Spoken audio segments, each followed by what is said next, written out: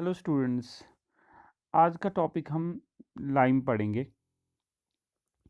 Lime basically क्या है? ये एक सीमेंटिंग मटेरियल होता है। मींस कि ये एक बाइंडिंग मटेरियल है जो दो चीज़ों को जोड़ सके। जैसे कि हमारे पास ब्रिक्स होती हैं, स्टोन्स है या एग्रीगेट्स है, उनको जोड़ने का काम करता है ये। ठीक है। तो इसी तरह से हमारे जो पुराने स्ट्रक्चर्स है या इजिप्शियंस या रोमन्स में बहुत इसकी एप्लीकेशंस की गई थी लाइम्स की। ये मटेरियल यूज़ किया गया था कंस्ट्रक्शन पर्पसेस के लिए। इवन इंडिया में भी इंजीनियरिंग स्ट्रक्चर्स बहुत सारे इसी चीज़ से बने हैं। बड़े ब्रिजेस बने थे या टेम्पल्स बने थे, इवन फोर्ट्स या कोई मॉन्यूमेंट भी बना हुआ था, तो उसमें भी हम सीमेंटिंग मटेरियल कौन सा, लाइम का ही यूज़ करते थे। तो फिर क्या हुआ, एट प्रेजेंट जो है अब इस चीज़ को हमने रिप्लेस करा हुआ है सीमेंट से। बट कुछ सम एक्सटेंट तक अगर हमें कहीं पे मटेरियल फॉर एग्जांपल सीमेंट का अवेलेबल नहीं है तो हम इसको भी यूज़ कर सकते हैं। और इवन कहीं पे अगर इजीली अवेलेबल है, हमारे पास लोकली अवेलेबल है लाइम हमें, तो हम आजकल के ज़माने में भी इसको हम यूज़ कर सकते हैं एज अ सीमेंटिंग मटेरियल। और ये बेसिकली चीप और रिलायबल है, अल्टरनेटिव टू सीमेंट। ठीक है। हाँ, तो इंट्रोडक्शन में क्या, what is basically lime? Lime क्या है? ये एक सीमेंटिक मटेरियल है जो होल्ड करता है हमारे स्ट्रक्चरल यूनिट को, डिफरेंट स्ट्रक्चरल यूनिट्स जैसे ब्रिक्स है, स्टोन्स है, एग्रीगेट्स हैं हमारे पास, वो उनको होल्ड करता है। Among this group lime, natural cement, Gipson, Portland cement, ये बहुत सारी कुछ एग्जांपल्स है जो इस ग्रुप में, इस कैटेगरी में आती हैं, and various other scientific products. ठीक है। नाउ नाउ ये फिगर से आपको पता चल रहा होगा, ये जो है ये लाइम स्टोन्स हैं। बेसिकली ये दिखाई गई है लाइम स्टोन्स। तो हम आगे जाके इनको देखेंगे। इंट्रोडक्शन। सीमेंटिंग मटेरियल, जैसे मैंने कहा कि वो क्या होता है कि होल्ड करें ब्रिक्स को, स्टोन्स को, एग्रीगेट्स को। ठीक है।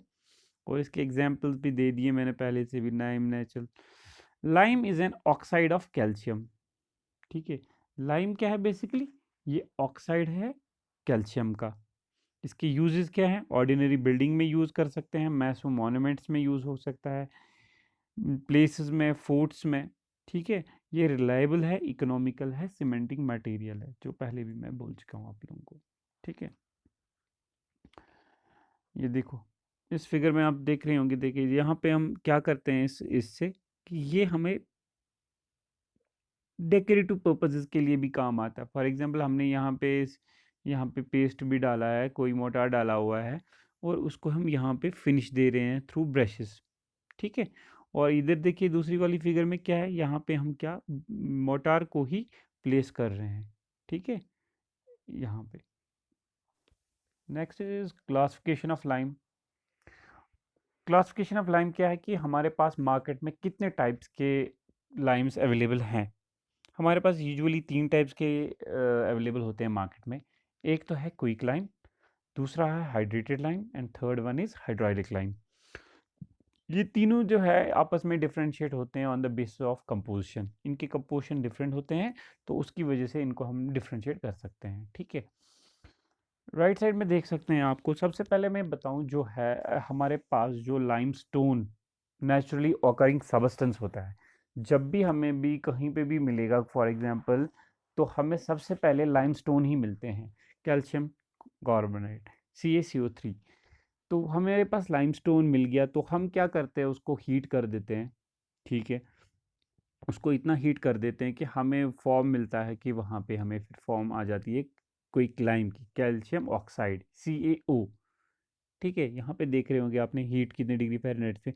और कैल्शियम ऑक्साइड भी मिलेगा और हमें कार्बन डाइऑक्साइड भी मिलेगा, जो कि वहाँ से कार्बन डाइऑक्साइड रिलीज होके चला जाएगा। ठीक है। नेक्स्ट फिर जो क्विक लाइम को हम क्या करते हैं, उसमें ऐड करते हैं वाटर, और फिर हीट करते हैं। और जो ही वो दोनों मिक्स जो होके बन के आते हैं हमारे पास, उस चीज़ को हम कहते हैं स्लेक्ड लाइम। ठीक है। और ये स्लेक्ड लाइम को अगर हम फिर से कुछ एडिशन कार्बन डाइऑक्साइड की करें, तो और हमारे पास वाटर नीचे चला जाएगा एडिशन करने से, और वहाँ पे हमें फिर से लाइमस्टोन मिल जाएगा। ठीक है। ये लाइम साइकिल है, देख सकते हैं यहाँ पे आप, कैल्शियम कार्बोनेट CaCO3, ठीक है, इस चीज़ को कहते हैं लाइमस्टोन। बेसिकली जो लाइम है हमारे पास नेचुरल फॉर्म में हमें लाइम नहीं मिलता, हमें लाइमस्टोन मिलती है, तो उसको हम कैल्सिनेशन करके हमारे पास फिर हम जाके मिल जाता है हमें लाइम। जैसे कि मैंने यहाँ पे कैल्सिनेशन किया है, कैल्सिनेशन मीन्स कि बर्न किया गया है क्लिन में, बर्न किया गया क्लिन में, वहाँ पे हमें मिला है, यहाँ पे देख सकते हैं आप, कैल्शियम ऑक्साइड, ठीक है। जो ये CaO मिला है हमें, इसी चीज़ को हम कहेंगे क्विक लाइम। इस चीज़ को क्या कहेंगे हम, क्विक लाइम के नाम से भी कहते हैं इसको। और बेसिकली ये जो लाइम है क्विक लाइम, इसको हम कास्टिक लाइम भी कहते हैं। इसके साथ हमें कार्बन डाइऑक्साइड भी मिल गया जो कि एटमॉस्फेयर में चला गया। नेक्स्ट है, इसी चीज़ को हमने वाटर ऐड कर दिया। क्या कर दिया, वाटर ऐड, ये देखो plus H2O slaked with water, तो इस प्रोसेस को हम कहेंगे स्लेकिंग प्रोसेस, ठीक है। जहाँ पे हमने इसको क्विक लाइम को वाटर ऐड कर दिया तो हमें मिल गया स्लेकड, या हम इसको स्लेकड कहेंगे, वरना हम उसको हाइड्रेटेड लाइम कह लेते हैं, ठीक है, स्लेकड और हाइड्रेटेड लाइम। अब इसी चीज़ को हम एडिशन ऑफ कार्बन डाइऑक्साइड करेंगे, सीमेंटिंग करेंगे, ठीक है। जो ही हम इसको एडिशन ऑफ कार्बन डाइऑक्साइड करेंगे फ्रॉम द एटमॉस्फेयर, तो हमारे पास दो चीज़ें मिल सकती हैं, एक तो कैल्शियम CaCO3 और वाटर रिलीज हो जाएगा वहाँ से, ठीक है। तो हमें फिर से जहाँ पे हमें CO3 मिल गया, तो यही है हमारा लाइम स्टोन। तो ये है इसका लाइफ साइकिल, ठीक है, लाइम का साइकिल है ये। नेक्स्ट इज, हाँ, तो हम क्लासिफिकेशन ही करें तो फर्स्ट है हमारा क्विक लाइम। क्विक लाइम का दूसरा नाम हम फैट लाइम भी कहते हैं, या रिच लाइम भी कहते हैं, और प्योर लाइम भी कहते हैं। इसमें क्या होता है, बेसिकली कैल्शियम ऑक्साइड के जो कंटेंट है वो ग्रेटर देन 93% होते हैं। कितने, 93% बाई वेट देखा गया है कि इसमें मोस्टली उतने ज़्यादा होते हैं। और रिमेनिंग जो पोर्शन है वो मैग्नीशियम ऑक्साइड का होता है, क्ले का हो सकता है, ठीक है। नेक्स्ट इसको क्या कह सकते हैं कि ये जो है ये शेपलेस होता है, इसकी कोई शेप नहीं होती है, क्विक लाइम की कोई amorphous, quick lime is an amorphous means shapeless white material. और ये जो है इसकी एफिनिटी बहुत ज़्यादा होती है वाटर के साथ और कार्बन डाइऑक्साइड के साथ घुल मिलने की। ये एब्जॉर्ब मॉइस्चर कर सकता है क्विकली फ्रॉम एटमॉस्फेयर, और कन्वर्ट कर सकता है कार्बोनेट ऑफ कैल्शियम में, itself to a carbonation of calcium। इस रिएक्शन में देख सकते हैं आप CaO, that is quick lime, इसको हम एडिशन, अगर क्विक लाइम को हम एडिशन करते हैं किसके साथ, कार्बन डाइऑक्साइड के साथ, क्विक लाइम को एडिशन करेंगे कार्बन डाइऑक्साइड के साथ, तो वो हमें फॉर्म हो जाता है लाइमस्टोन CaCO3। इसी तरह से दूसरी रिएक्शन देखेंगे, अगर हमारे पास फिर से हमारे पास क्विक लाइम है, इसको एडिशन करेंगे वाटर के साथ, ठीक है, तो वो क्या मिलेगा हमें, CaOH2, that is hydrated lime, that is hydrated lime. Next is, hydrated lime को हमने एडिशन कर दिया है कार्बन डाइऑक्साइड के साथ, तो वो हमारा क्या मिलेगा, carbonate of lime CaCO3 plus H2O, carbonate of lime is lime stone. Now manufacture of fat lime. Fat lime को हम कैसे मैन्युफैक्चर बेसिकली करते हैं, द एसेंशियल रॉ मटेरियल जो, हाँ, क्विक लाइम के लिए कौन सा है सबसे मेन सोर्स, जो है हमारे पास लाइम स्टोन, ठीक है। तो ये बेसिकली सेडिमेंट्री रॉक होती है जो कि नेचुरली होती है, अच्छे मिकदार में होती है, हमें बेसिकली कहाँ मिलती है, पहाड़ियों पे, ठीक है। क्लासिफिकेशन ऑफ हाइड्रेटेड लाइम, इसमें क्या है कि हमने पहले से सफिशेंट क्वांटिटी ऑफ वाटर पहले से ऐड किया गया होता है, मैन्युफैक्चरिंग स्टेज के दौरान ही हमने उसमें ऐड किया गया होता है पानी, टू हाइड्रेटेड कंप्लीटली, ताकि ये हाइड्रेट पूरे से अच्छे से करे। और इसका जो कंपोजिशन है इसको हम कह सकते हैं कि, या स्ट्रक्चर इसका देखा जाए तो वो कह सकते हैं CaOH होल स्क्वायर, जिसको हम दूसरा भी ये कह सकते हैं कि हाइड्रेटेड ऑक्साइड ऑफ कैल्शियम। ठीक है, हाइड्रेटेड ऑक्साइड ऑफ कैल्शियम कह सकते हैं इसको, वो इसका स्ट्रक्चर होता है। ये पाउडर्ड फॉर्म में हमें मिलता है, और ये एज कम्पेयर अगर देखा जाए फैट लाइम या क्विक लाइम के बरक्स, ये हमें रेडी टू यूज़ होता है, एकदम से इसको उठा के हम यूज़ कर सकते हैं। और हम अगर हमारे पास लाइम जो है कभी भी कन्वर्ट करना हो तो हम उसको कंस्ट्रक्शन स्टेज के टाइम पे भी हम उसको हाइड्रेटेड फॉर्म में कन्वर्ट कर सकते हैं, और उस टाइम में अगर हमने उसको कन्वर्ट कर दिया तो उस मेथड को हम कह सकते हैं स्लेकिंग ऑफ लाइम। जैसे कि यहाँ पे लिखा हुआ है हाइड्रेटेड लाइम में, it is that lime to which sufficient quantity of water has already been added at the manufacturing stage to hydrate it completely। ठीक है, next is in composition, it is CaOH in structure, it is in powdered form, it comes in ready to use। ये ready to use आता है form compared to fat lime that has to be hydrated or slaked before using। next है lime can be converted to hydrated form, जो मैंने कहा at the place of construction, जब भी हम कंस्ट्रक्शन करें उस टाइम पे भी हम लाइम को कन्वर्ट कर सकते हैं हाइड्रेटेड फॉर्म में, और उस मेथड को उस टाइम पे कहेंगे हम slaking of lime. Now classification of hydraulic lime. Hydraulic lime में क्या है, इसमें जो है केमिकल कंपोजिशन में डिफरेंट होती है as compared to fat lime से देखा गया है कि डिफरेंट कंपोजिशन है। इसमें क्या पाया गया है कि इसमें मोर क्वांटिटी ऑफ क्ले होता है as compared to fat lime, इससे एटलीस्ट 10 to 30% बाई वेट होता है इसमें excess as compared to fat lime. और वही जो प्रॉपर्टी है क्ले की, जो इसमें एक्सेस क्ले है 10 to 30%, उसकी वजह से, उस कंपोजिशन की वजह से हमारी जो इसमें है लाइम में हाइड्रोलिसिटी आ जाती है।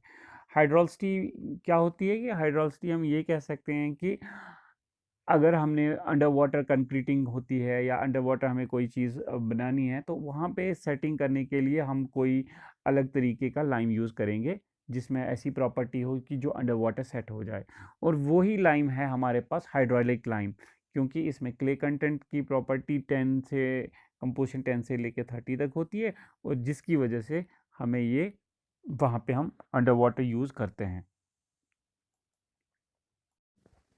हाँ, ये आप देख सकते हैं, ये फिगर है कि एक हमारे पास बैग भरा हुआ है लाइम का, जो कि हाइड्रोलिक लाइम है, और उसको फिर जब हम यूटिलाइज़ करेंगे वाटर ऐड करके तो हमें वो इन द फॉर्म ऑफ मोटार इस शेप में मिल सकता है।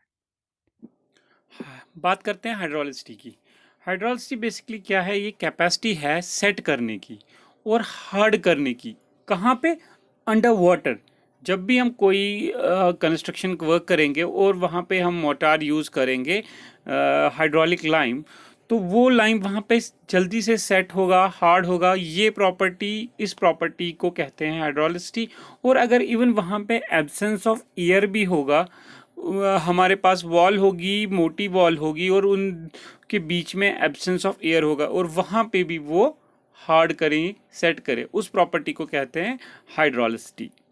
और जो ये हाइड्रोलिक लाइम है, ये 3 सब टाइप्स में बांटा गया है। ये on the basis of hydraulicity of lime पे डिपेंड किया गया है। तो इनके सब डिविजन्स जो बताए गए हैं वो class A, class B, class C, इसी तरह से बताए गए हैं। और क्लास ए में क्या है, वो इमिनेंटली हाइड्रोलिक कहा गया है, क्योंकि उसमें क्या है कि वो उसकी क्ले कंटेंट जो होती है उस वाले क्लास में बहुत ज़्यादा होती है, जैसे कि 21 से लेके 30% तक, और वो सेट अंडर वाटर जो है वो 24 आवर तक हो जाता है। तो अगर ये प्रॉपर्टी है 24 आवर तक वो सेट हो जाता है, तो वो क्लास ए में हम उस कैटेगरी ऑफ लाइम को हम क्लास ए में रखते हैं। इसी तरह से क्लास बी जो कि हम कहते हैं वो मॉडरेटली हाइड्रोलिक है। उसमें क्या होता है कि जो क्ले कंटेंट है वो वेरी करते हैं 11% से लेके 20% तक।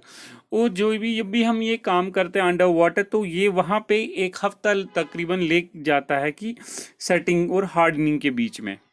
इसी तरह से नेक्स्ट हम कह सकते हैं क्लास सी। उसका क्या है, वो फीबली हाइड्रोलिक है।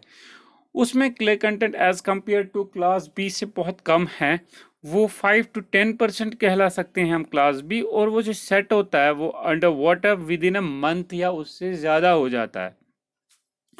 तो बेसिकली ये तीन जो कैटेगरीज हैं ये बेसिकली हाइड्रोलिक लाइम की कैटेगरीज हैं। और हम फर्दर एक कैटेगरी कह सकते हैं क्लास डी। उसमें क्या होता है, बेसिकली रिच इन मैग्नीशियम होता है। वो जो लाइम है वो मैग्नीशियम क्वांटिटी में बहुत ज़्यादा होता है, इसलिए वो हाइड्रोलिक प्रोसेस के लिए नहीं यूटिलाइज करते हैं, हम उसको हाइड्रोलिक लाइम नहीं कहते हैं। तो वो यूजली हम यूज़ करते हैं फॉर फिनिशिंग कोट्स वगैरह के लिए वो यूज़ करते हैं। ठीक है, नेक्स्ट जो है वो हमारे पास है क्लासिफिकेशन ऑफ लाइम। तो क्लासिफिकेशन ऑफ लाइम में क्या है, तो बेसिकली जो BIS है उन्होंने क्लासिफाइड किए हैं इन लाइम को 6 में क्लासेस बनाए हैं, 6 क्लासेस बनाए हैं उन्होंने।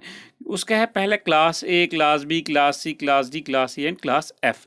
तो ये BIS की क्लासिफिकेशन है। तो इसमें क्या है, क्लास ए जो है वो इमिनेंटली हाइड्रोलिक लाइम होता है।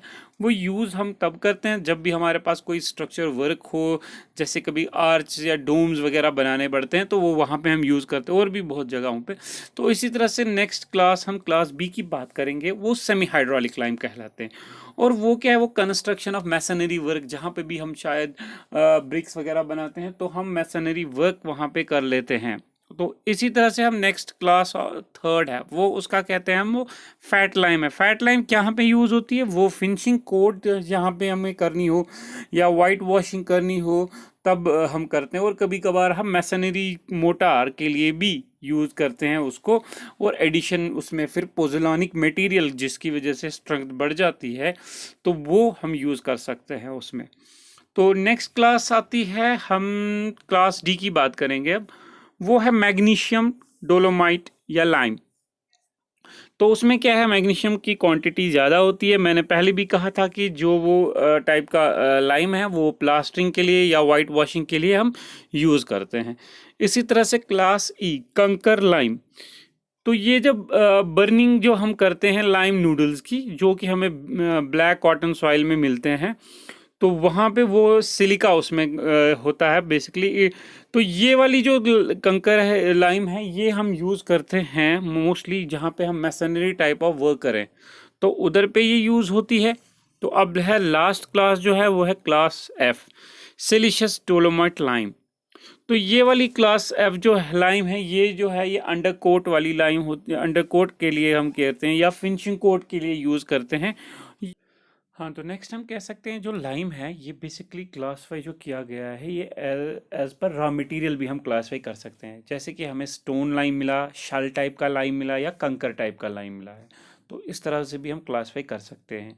और क्लासीफाई करने के साथ साथ हम ये भी कह सकते हैं कि लाइम को हम डिस्टिंग्विश भी दो तरह से कर सकते हैं कभी कभार, क्योंकि हमें बिल्डिंग लाइम, एक तो हम कह सकते हैं बिल्डिंग लाइम, दूसरा हम कह सकते हैं फिनिश्ड लाइम। बिल्डिंग लाइम क्या चीज़ है, बिल्डिंग लाइम वो चीज़ है अगर हमें कोई चीज़ बनानी है, कोई फाउंडेशन बनानी है, वॉल्स बनानी है, तब हम अगर हम वो वाला मोटार यूज़ करेंगे लाइम वाला, तो उसमें गुड स्ट्रेंथ हो, ठीक है, और एबिलिटी हो मिक्स होने की सैंड के साथ, तो वो चीज़ कहलाएगी बिल्डिंग लाइम। और जो फिनिश्ड लाइम है वो क्या है कि जब भी हमें फॉर एग्जांपल प्लास्टिक की उसमें ज़रूरत होनी चाहिए, सफिशिएंट प्लास्टिक होनी चाहिए, और उसका कलर जब हम करेंगे कि वो कलरफुल होना चाहिए, और सेटिंग प्रॉपर्टी उसमें क्विक होनी चाहिए कि क्योंकि जब भी हमने वो किया सेट करने, उसमें सेटिंग जल्दी से हो जाए। तो ये कुछ क्लासिफिकेशंस थी जो हम उन क्लासिफिकेशंस के बगैर भी कुछ इस तरह से भी कर सकते हैं। तो ये देखिए आप यहाँ पे देख सकते हैं वैराइटीज़ ऑफ लाइम यहाँ पे है, यहाँ पे स्टोन लाइम है, ये कंकर लाइम है, ये यहाँ पे शल लाइम दिखा गया है, इसी तरह से मैग्नीशियम लाइम है।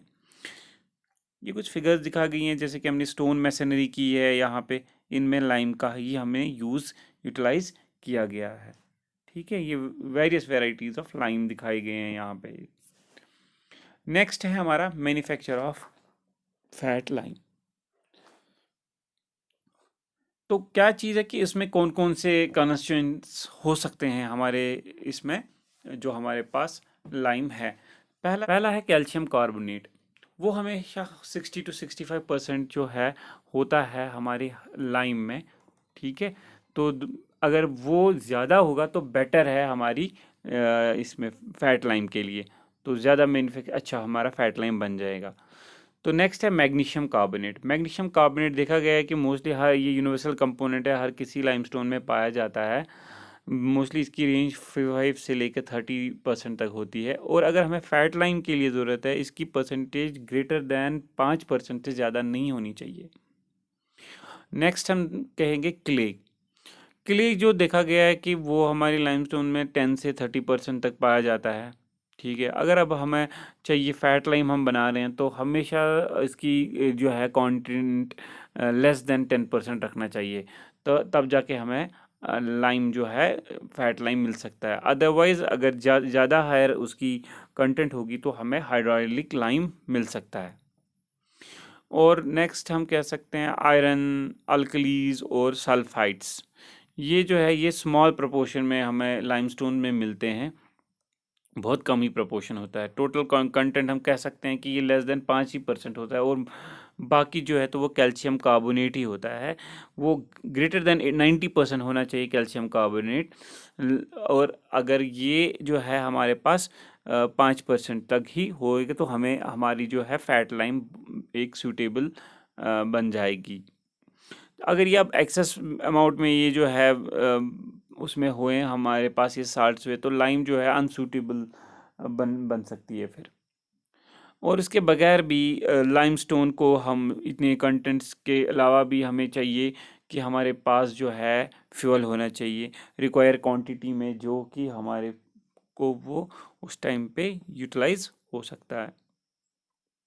जो अब ये हम मैन्युफैक्चर कर रहे हैं फैट लाइम का, इसका प्रोसेस है कि हम कैल्शियम कार्बोनेट को कैसे हम फैट लाइम बनाएं। इसके लिए हमें कैल्सिनेशन प्रोसेस करना है। मींस कैल्सिनेशन क्या है? Process of burning.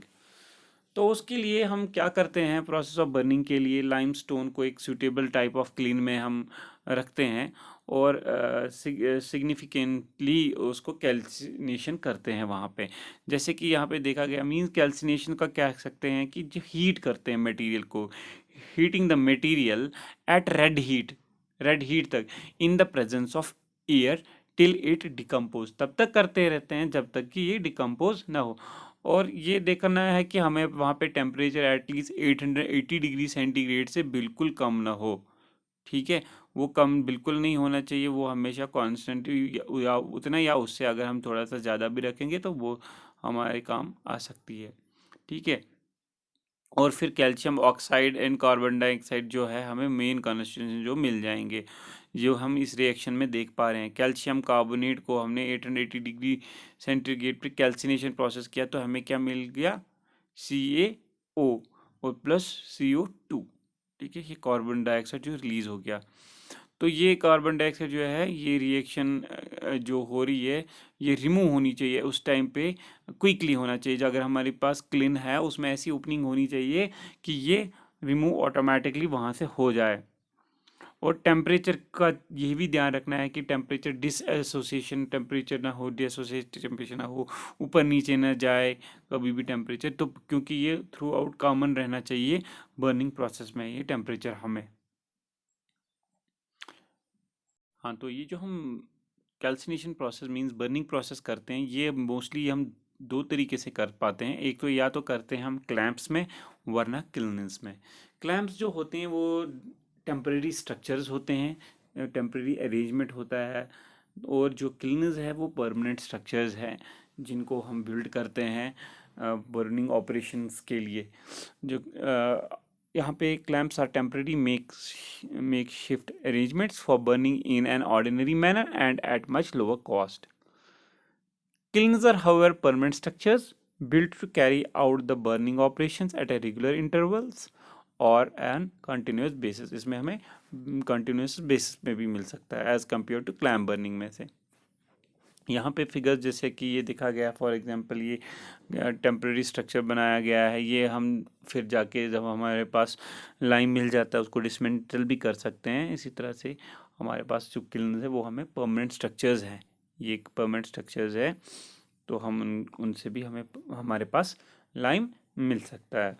लेकिन ये कंटिन्यूस होते हैं जो किल्न्स होते हैं, और क्लैम्प जो है वो डिसकंटिन्यूस है। तो क्या कर सकते हैं हम, क्लैंप बर्निंग में क्या होता है, ठीक है, हम कैसे हम मैन्युफैक्चर कर सकते हैं उसको।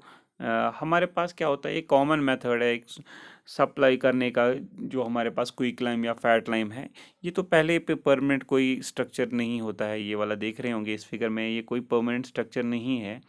इसमें क्या करते हैं, पहले जो ये ग्राउंड जो है इसका वो साफ़ वगैरह कर लेते हैं, और फ्यूल इसके इंसर्ट कर लेते हैं। फ्यूल हम वुड करते हैं, उसको हम ऑल्टरनेट लेयर्स में स्टैक, जैसे हमने इससे पहले भी ब्रिक्स में देखे हैं तो स्टैक्स में लगाया करते थे, तो इसी तरह से इसमें भी हम स्टैक्स में लगा लेते हैं alternate layers with fuel as lower layer. जो फ्यूल है यहाँ पे देख सकते हैं इस फिगर में आप, यहाँ पे फ्यूल जो है पहले लोअर लेयर पे रखा गया है, फिर और उसके ऊपर हमने जो वो हमारी लाइमस्टोन रॉक्स जो मिली हैं वो रखी हैं। इसी तरह फ्यूल है यहाँ पे, फिर से रॉक्स है, वही लाइमस्टोन वाली फ्यूल है और रॉक्स है। और बाहर से हम क्या करते हैं, इसको मड प्लास्टरिंग करते हैं एक टेम्परेरी स्ट्रक्चर, और यहाँ पे एक गेट भी रखते हैं ताकि हम इसको इंसर्ट वगैरह जो भी हमें करना है हम इंसर्ट कर सकते हैं।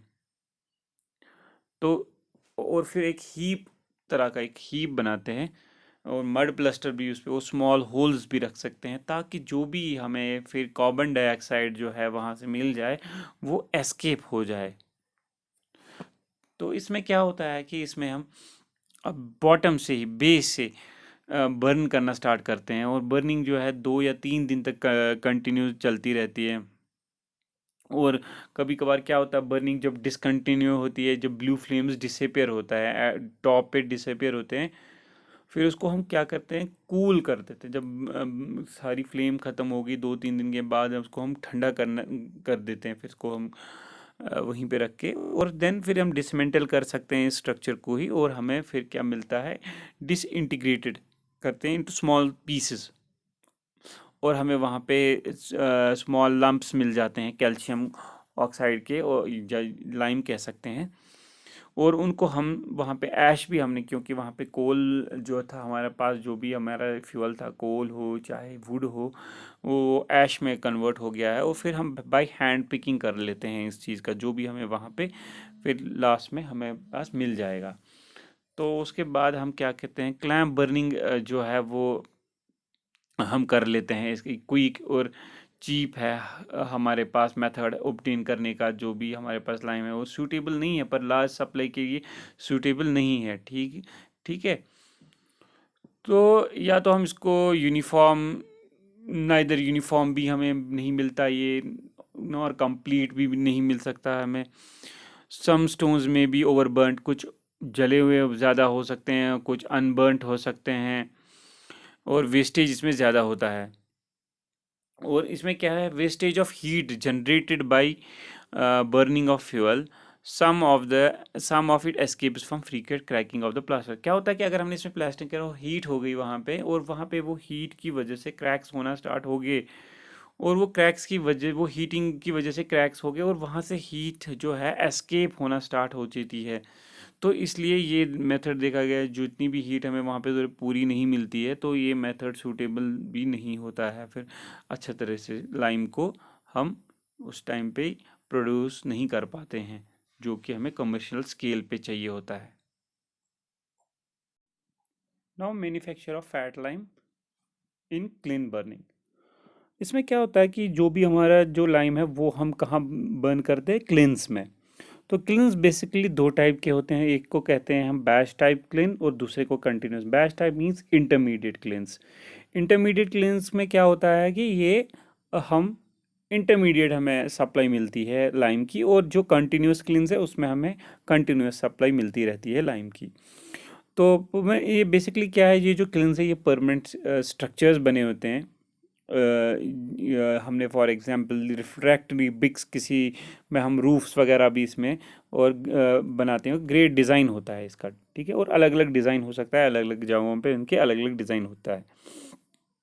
तो अब जो है इसमें जो ये कंटिन्यूस में जो क्या है कि इसमें 2 चीज़ें होती हैं। फिर एक को कहते हैं mixed feed frame type clean, mixed free type clean में क्या होता है कि अगर हम फ्यूल और लाइमस्टोन को जला रहे हैं, उनको हम एक दूसरे के साथ मिक्स कर रहे होते हैं उसमें बैचिंग के टाइम, और फिर बर्न करते हैं उस क्लीन में।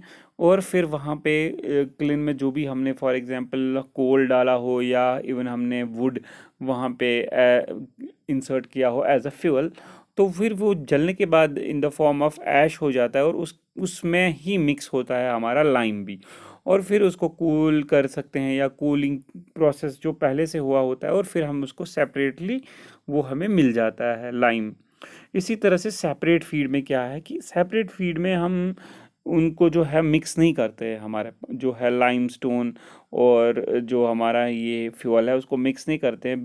बेसिकली क्या देखा गया कि उन वो किल्न्स जो है वो थोड़े से अलग चैम्बर्स ही, या तो उनके लिए अलग चैम्बर्स बनाए गए होते हैं, या तो वो आउटसाइड होते हैं, और वो क्या प्रोड्यूस करते हैं, हॉट गैसेस उधर अंदर इतनी हीट पैदा कर देते हैं, वो वहाँ पे हीट अप गैसेस ऐसे होते हैं कि वो वहाँ पे हीट प्रोड्यूस करते हैं, जिसकी वजह से हमारी लाइमस्टोन फॉर्म होती है। फिर कहाँ, लाइम, और वो विदाउट ऐश होता है हमारा।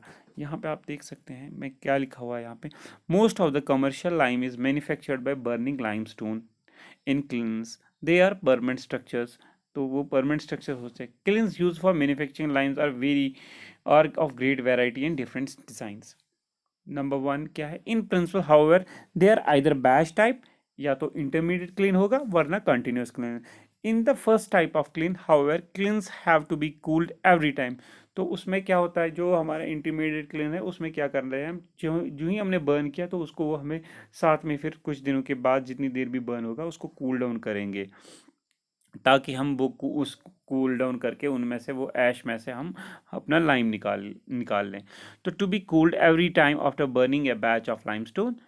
The continuous type of however are kept in operation, वो हमेशा ऑपरेशन में लगा रहता है all the time unless they are required to be stopped. तब तक उसको स्टॉप नहीं किया जाता जब तक कि उसको स्टॉप किसी फॉल्ट की वजह या किसी रेपियर की वजह से करना पड़े। Stopped for rapier.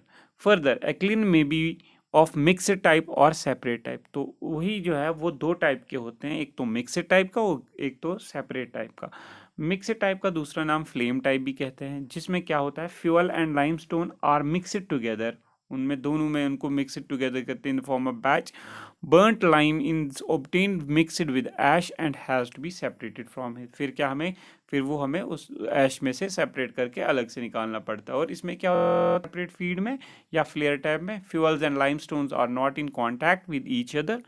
Fuel is burn separately, वो अलग से होता है। In the form of hot gases are allowed to heat limestones and lime is free from ash. और हमें फिर जो लाइम मिलती है वो फ्री फ्रॉम ऐश मिलती है। तो नेक्स्ट जो है हमारा वो देखा गया है कि हम इंटरमीडिएट क्लीन जो है हमारा बैच टाइप वो कैसे होता है। ठीक है, तो यहाँ पे एक फिगर दिखाई है, टिपिकल परमानेंट वॉल है यहाँ पे, ये जो बैच में है। तो इसमें ये बैच का मतलब ही है कि हमें कंटिन्यूस नहीं मिलेगा। ठीक है, तो इसमें क्या है कि यहाँ पे परमानेंट वॉल्स लगाए हुए हैं, यहाँ पे इवन ऊपर से कवर है, यहाँ पे आप देख रहे होंगे ये लाइम स्टोन्स हैं, यहाँ दिख रही हैं आपको। ये बेसिकली इस फॉर्म में, यहाँ पे देखो अल्टरनेट लेयर्स लगे हुए हैं हमें। ये देखो यहाँ पे एक फ्यूल की लेयर है, फिर हमारे पास लाइमस्टोन है, फिर उसके बाद हमें फिर से फ्यूल है, फिर इसी तरह से हमारे पास लाइमस्टोन है। तो इसी तरह से अल्टरनेट लेयर्स लगे होते हैं इसमें। तो ये प्लेस टू प्लेस जो है अलग अलग डिज़ाइंस में हो सकते हैं, और आमतौर ये देखे गए हैं रेक्टेंगुलर शेप के होते हैं, या सिलेंड्रिकल शेप के होते हैं, या ओवल शेप के होते हैं। ठीक है, तो ये इसमें क्या है कि जनरली जो इसकी साइड वॉल्स होती हैं वो ब्रिक्स की बनी होती है, ताकि हमें जो हीट है वो बाहर ना चली जाए, या क्रैक्स, वो जैसे कि हमने देखा था क्लैंप बर्निंग में, हीटिंग की वजह से वहाँ पे क्लैंप में क्रैक्स भी पड़ सकते थे, और वो हीट भी हमें वहाँ से एस्केप हो रही थी। इसमें वो चीज़ नहीं है। और इसमें प्रोवाइड किए गए होते हैं हमने ओपनिंग्स भी, ताकि हमारी जो सप्लाई ऑफ एयर हमेशा रहे, और परमानेंट रूफ भी हो सकता है या कभी नहीं रख सकते हैं। और इसमें ऐसी ओपनिंग्स भी होती हैं जो भी हमें कार्बन डाइऑक्साइड गैसेस वगैरह वहाँ पे फॉर्म हो, ताकि वो भी हम हमसे वहाँ क्लीन में से बाहर निकल आ जाए। ठीक है, और इसमें हम क्या कहते हैं, सबसे पहले नीचे वाली बॉटम लेयर को इग्नाइट करते हैं, तो फिर ऊपर भी, फिर इसी तरह से 3-4 दिन लग जाते हैं इस प्रोसेस में बर्न होने में।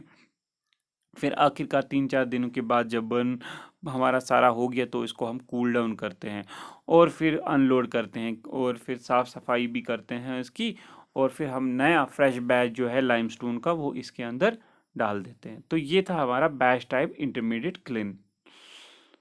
इसमें एक है, इसमें आप पढ़ सकते हैं, यहाँ पे लिखा हुआ है, a typical batch type of lime kiln consists of permanent brick walls, जो मैंने कहा structures. Its shape size and design में vary from place to place, अलग अलग जगहों पे इसकी डिज़ाइन वगैरह चेंज होती रहेगी। रेक्टेंगुलर फॉर्म में मिल सकता है, ओवल और सिलेंडर फॉर्म में मिलेगा हमें। The walls and kilns are generally lined with refractive beauty, जो वॉल्स है क्लिन की वो जनरली रिफ्रैक्टिव ब्रिक्स से बनी होंगी।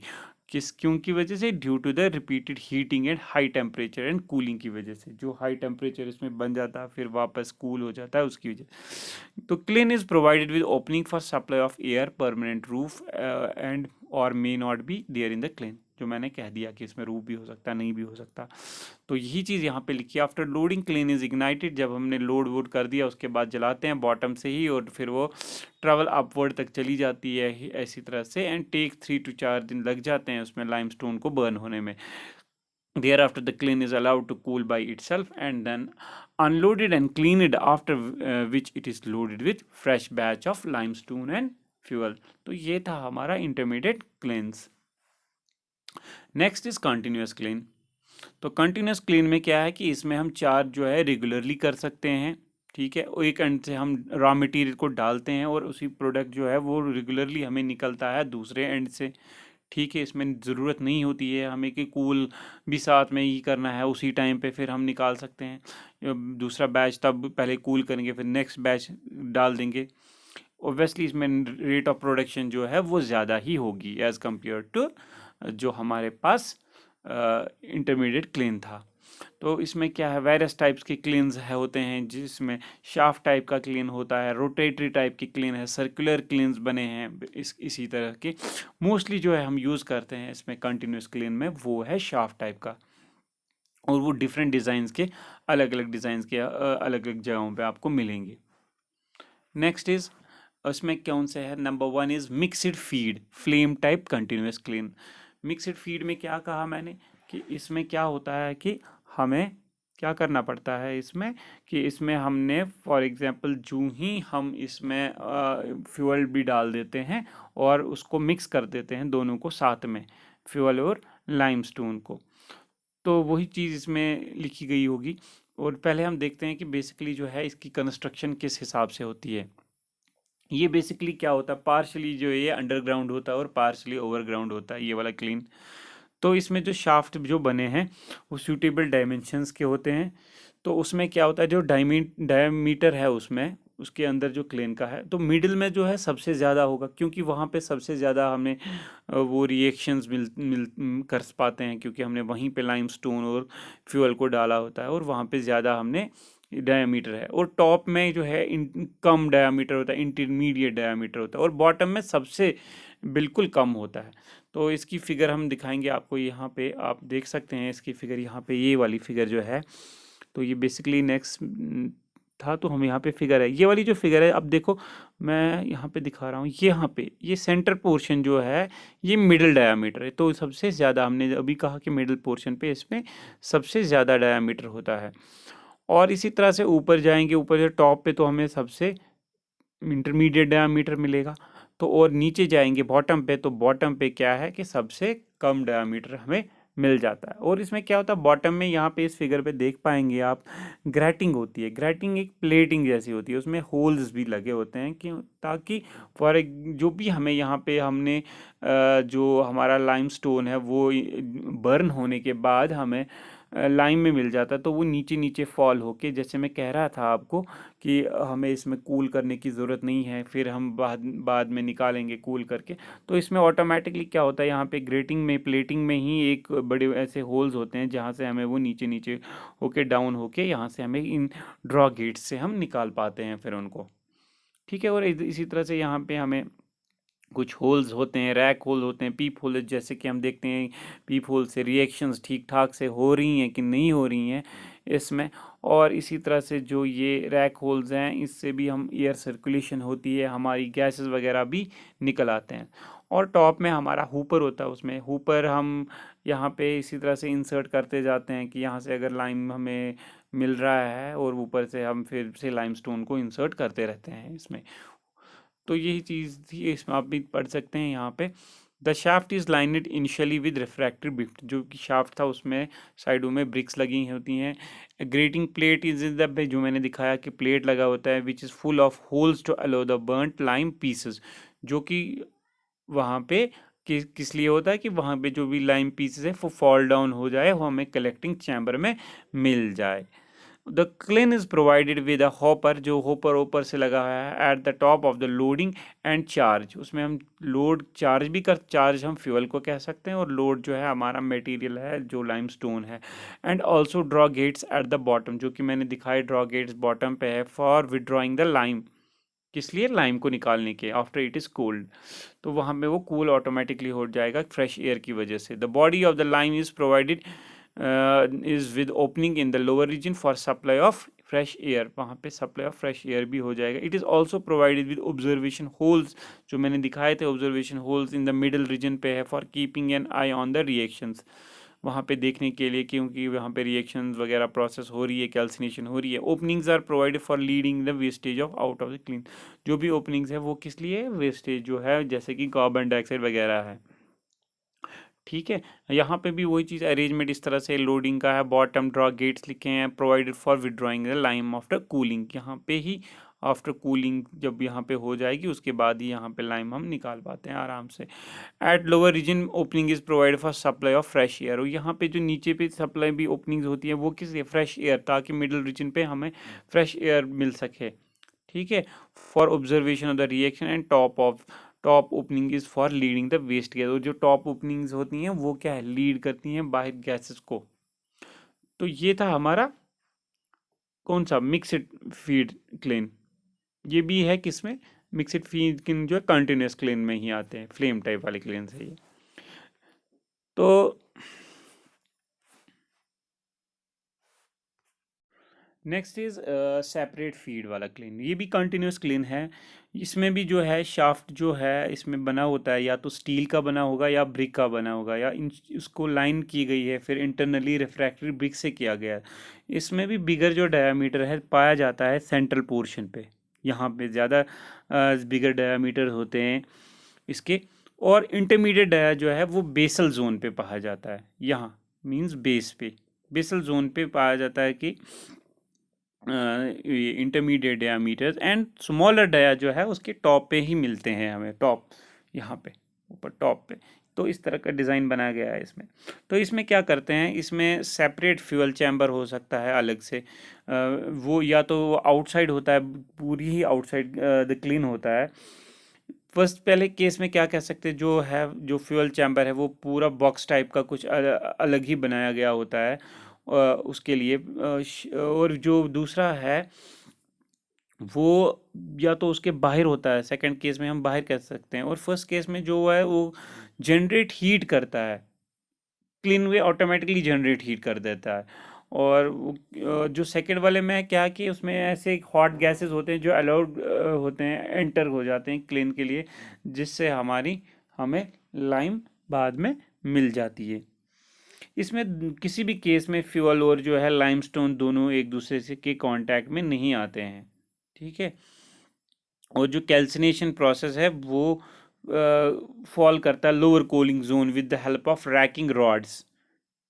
और जो कूल वाला हमें फिर पोर्शन नीचे वाला जो यहाँ पे पोर्शन होता है हमें कूल होता है फ्रेश एयर करने से, बेसल चैम्बर से हम जो फ्रेश एयर हमें फिर इंट्रोड्यूस करते हैं वहाँ पे, तो उसकी वजह से वहाँ पे हमें फ्रेश एयर मिलते हैं। और जो भी फिर वहाँ पे जो हॉट गैसेस जो भी हैं वो अपवर्ड्स वहाँ चले जाते हैं, और हमें बेटर फॉर्म का हमें वहाँ पे यूटिलाइजेशन ऑफ हीट वहाँ मिल जाती है इसमें फ्लेयर टाइप वाले क्लिन में।